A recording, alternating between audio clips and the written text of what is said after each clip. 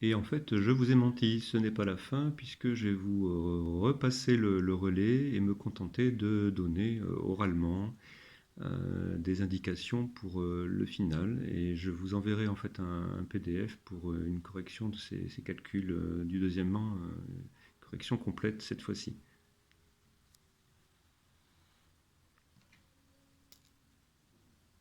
Voilà. Alors, pour les calculs, vous verrez sur le PDF, je passe au B tout de suite.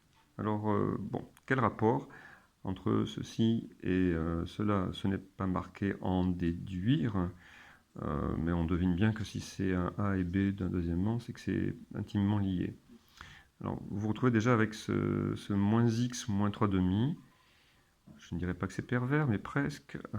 À savoir, vous avez le 1,5 qui est ici, le moins 1,5 qui est l'ordonnée à l'origine de la tangente qu'on a étudiée auparavant, qui est présentée en fait ici sous une forme différente, sous forme fractionnaire réduite, en ce moins 3 demi. Voilà, bien comprendre en fait que ceci se retrouve ici. Voilà.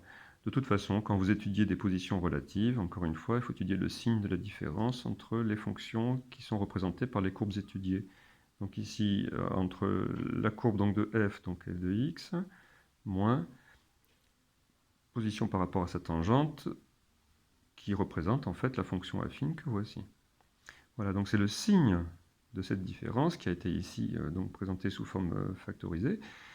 C'est ce signe qu'il faut étudier pour savoir si la courbe de f est au-dessus ou en dessous de la tangente.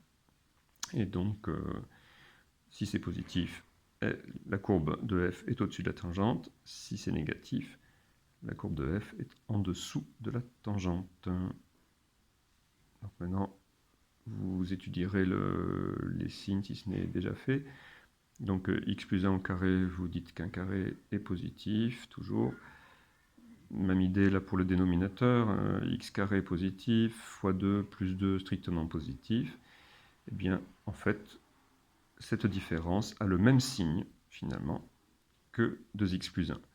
Donc tout va se placer par rapport à la valeur seuil, moins 1 demi.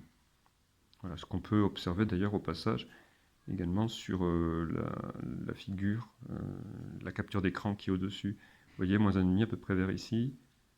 Voilà, ça semblerait effectivement correspondre au moment où la tangente passe, était au-dessus à gauche de la courbe, elle passe ici en dessous.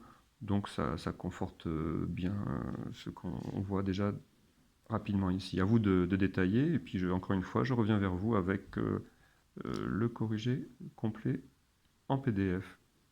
Bonne soirée.